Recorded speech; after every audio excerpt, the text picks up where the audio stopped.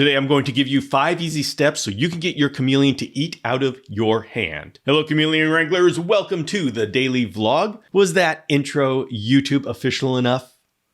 Well, gotta play the game if this is where I want to hang. But this is not just hype. I am going to be talking about how to get our chameleons to eat from our hand. As many of you know, generally speaking, chameleons do not like to be held. In fact, the ones that have no problem being held really are doing more of tolerating it. So what's a healthy interaction with our chameleon? And that would be hand feeding them, because that's something that we enjoy and it's something that they enjoy. And the key to doing an interaction with your chameleon is to make sure that both of you are enjoying it. So what better way than to connect you with their favorite treat? Now, before we go into feeding the chameleons, there is a prerequisite that you cannot skip. And that is the chameleon has to feel secure in their cage. The way you do this is by having a large, heavily planted cage. There needs to be enough foliage that your chameleon can hide behind it and feel safe.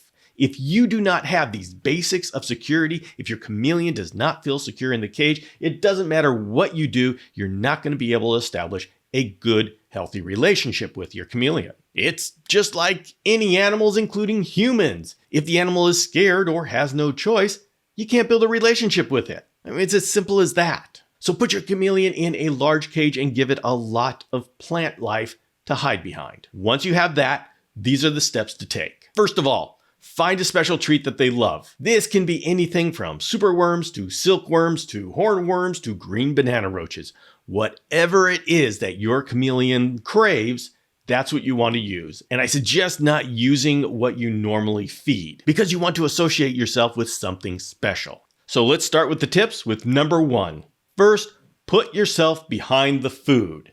This is important because your chameleon can look in 2 directions at once, but they need to have both eyes looking at the food before they can shoot it with their tongue. And I can show you with a little experiment here. I have my food item over here. So I'm actually off camera now. There we go. So when you're the little chameleon, are you watching me or are you watching the food? Or if you're a chameleon, you're going to be watching both.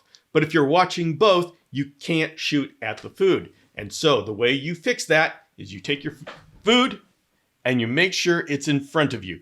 That way the chameleon can look directly at the food, but keep you in their peripheral so they feel safe. They know you're not going to be doing any funny business without them knowing about it. This is security for the chameleon. And you don't have to do it up here. Out here, so they feel totally safe. You'll find them feeling totally safe is going to be a common thread through all of this. All right, so number 2, when you've got the food item down here, right in front here, don't look at the chameleon. Look at the food.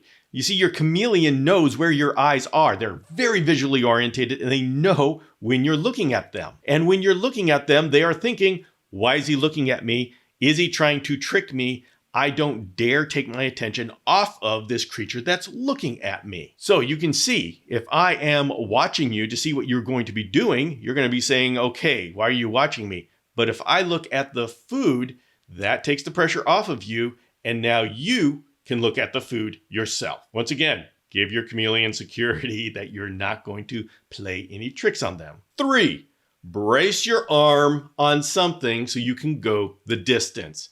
The whole part about this is be patient.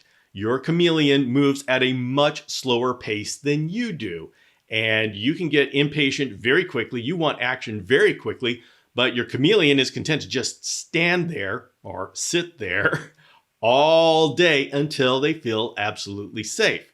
And they need to feel safe, and then they need to see that the food is moving enough to give them that visual trigger that this is something to eat. And so you may be there for a while, and you have to be there for a while. This has got to be on their timing, and so you got to rest your arm either on a pot inside of the cage, the side of the cage, something so your hand can be still while they look at it and evaluate what they want to do. Your hand shaking like this is going to distract them, and that's not going to work. It's got to be still and not threatening them. Now, if you are holding that out and your chameleon keeps looking at the bug but isn't so sure about it, doesn't know what to do, you're kind of moving the bug to make sure it squirms a little so you get that motion, but the chameleon still isn't sure about it, it may be the background. It may be because it's sitting on your fingers. So the way we kind of do a compromise here is you move the bug over, still hold it, you don't let go of the bug, but you place the bug, half the bug, so a leaf or branch is in the background of the bug. That way it looks more natural, even though your hand is still here, even though they're still going to be eating it out of your hand. Just putting the leaf as the background or the branch as the background sometimes is what does the trick. And the chameleon says, oh, okay, I know what to do with this. I'm going to eat it. And then finally, very important, make sure you are not holding the bug so tightly that the chameleon cannot pull it back in. And this I know is tricky because if you loosen up on that superworm, it's going to slip out. If you loosen up on the superworm, it may be able to turn around and bite you. And so I realize there's all sorts of danger and adventure when you are loosely holding bugs. But the important thing is that when the chameleon zaps it, that they don't overstress their muscles trying to bring it back in. See, the way the chameleon's tongue works is that they bunch it up and then they toss it out. And so there's no necessary muscles except to toss it out. The muscles toss it out and then it hits the target, and it's the muscles that reel it back in. And so it hits the target and the muscles start working. And if they can't reel it back in, you could strain the muscles. And of course, that may mean that the chameleon can't shoot its tongue while it recovers from that, which is a miserable next couple weeks. These muscles are so strong that in some cases where like you get these grasshoppers that really hang on to the branch and the chameleon will zap it and it won't come back. Well, sometimes the chameleon will just crawl towards the bug with its tail, with its tongue still stuck on the bug until it chomps the bug. And although that's amusing to watch, that's not ideal because you're risking a strain on the muscle and we don't want that. So make sure you're holding it loosely so when the chameleon does zap it, the bug goes easily back to the chameleon. And you're thinking, oh, okay, well, I'll just release it when the chameleon zaps it. Yeah, that works if you're fast enough. 50% of the time, I'm fast enough. But then there's that time where the chameleon zaps it and it surprises me because I am all of a sudden thinking about something else because I'm sitting here going, oh, please do it, please do it. And so I'm not always as quick as I wish I was. So the point is, make sure the chameleon can bring back the insect without straining its tongue muscles. So those are your 5 things, but there is more that you need to do, and that is be patient and be consistent. It doesn't always work, and sometimes it takes months for a chameleon to adjust to you and trust you enough that it'll eat from your hand. Some just do it right away. But I can tell you this, no matter how long it takes for your chameleon to learn to eat from your hand, once you develop that relationship with them, it can progress to the point where just you coming up to the cage means they start to get excited and you can see them start looking for your hand. And so they're anticipating good things coming from you. And this is the kind of relationship that we can have with our chameleons. Once again, this is not a relationship where they are there to serve us, where they are there to perform tricks to entertain us. If you have to grab your chameleon and plop them on you and say, okay, now we're playing, that's not a relationship. That's not a good relationship. These relationships that I am talking about building are relationships that are mutually beneficial. You like it and they like it. They have full 100% choice as to whether they're going to interact with you or if they're going to slink away and hide in the leaves. You need to give them that choice. These taming exercises that rely on them not having a choice, that's creating a relationship that's developed with fear. That is not healthy, and that's not where our generation of herpetoculturists are going. This new generation is a generation that values enrichment and a healthy, mutually beneficial relationship with their chameleon or other reptile. So embrace this philosophy of this new generation of people that are treating chameleons like they're sentient, thinking beings. It is one of the most positive developments in our community. My hope with the sharing of these techniques is that not only do I hope that you're able to establish a relationship with your chameleon and be successful in hand feeding, but also I would like to see this approach replace what we used to think of when we thought of taming chameleons.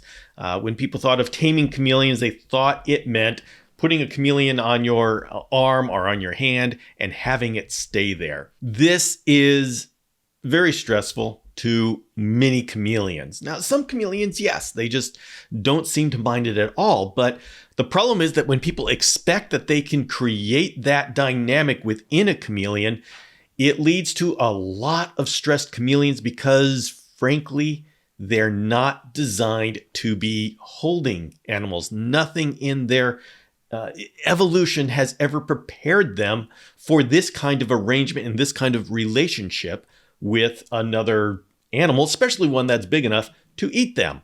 And so we need to come into this realizing that the relationship that we are building with them goes against every fiber of their DNA. Now, they are smart. They can figure things out, and they can, most of them, to some extent, say, okay, this very strange animal brings me good stuff. And this is what we're trying to create. But we have to understand that if there's a chameleon that we have that is not with the program and is not understanding that it's not something that we need to beat out of them, it's something we need to respect. We need to respect that something deep inside of them is screaming, don't do this. And we need to have the patience to take as long as our chameleon needs to settle in. Chameleons are not hold me pets. They are watch me pets. They are watch me hiding in all of these plants pets. That is the kind of pet they are. And chameleons make good pets for people who enjoy not knowing if they're going to see their pet today. For me, it's special when I see my chameleon sitting out in the open. In fact, I'm trying to train Spearmint over here to request silkworms by sitting on a special perch. And I think it's actually working. Every morning I come in, he is sitting on his special perch until I feed him his silkworms, and then he leaves and goes and hides into his leaves for the rest of the day. So I don't know if this is a coincidence or if I'm actually getting through to him and letting him know that he has the power to request silkworms. So it's an experiment, but the important thing is I've never forced him to do it. I've just said, okay, you're up on that branch. I'm going to feed you a silkworm. And every time I saw him on that branch, I would run and get a silkworm and feed it to him. To the point where now I think, and I hope I'm not imagining it, I may be imagining it, I think he's now getting the idea that this is a way to get something good. They are smart enough to figure this out, but it's not entirely natural. So we'll see. But you know what? I've got time. I've got all the time in the world. And and whatever he wants, that's what's going to happen. And I think that's what's important. When you come at wanting to build a relationship with the chameleon, it has to be both ways. And if there's one thing you take away from this vlog today, I hope it's that. It's that mutual respect. The chameleon is not there to serve us or to entertain us. The chameleon is there as another living being that we need to respect as a fellow traveler on this earth. And you, if this is the first time you have been seeing my videos, this is actually a daily vlog. Every day at 5 a.m. Pacific, another vlog launches. And so if you're interested in chameleons, you can just show up. Well, you can show up anytime during the day. Once it launches, you can just watch it whenever. And these vlogs, they tell a story. They tell a story of what I'm doing day to day. And so if you go, there's a vlog playlist. And if you go to that vlog playlist, by the way, you can actually click on it at the end screen. You can just go to the right to the beginning and start at vlog 1 and watch as I get ready for my pair of shamrock chameleons to come in. As they come in, as I acclimate them, as I go through the fecal analysis, as Daisy the carpet chameleon joins us in the Chameleon Academy studio. So there's a lot going on, and it's like a story that continues and continues. And if you're interested in being part of an interesting little community, when they are launched at 5 a.m. Pacific every day, 7 days a week, there's a very cool community that joins around. I launch them as premieres, which means YouTube gives me a chat. So we all join there for about 15 minutes every morning, say good morning to each other and see how everybody is doing and talk about the chameleon happenings of the day. And after 15 minutes, we all go to our wherever we're going during the day. So that's available to you as well on YouTube, 5 a.m. Pacific, on the Chameleon Academy channel. And so you're invited. Show up, say hello. I love doing this. I love the community that has been built up around the vlogs and the live sessions. And so I thank you for being an enjoyable part of learning more about chameleon herpetoculture. Have a great day. Tell your chameleon you love them and be excellent to each other. We'll see you next time.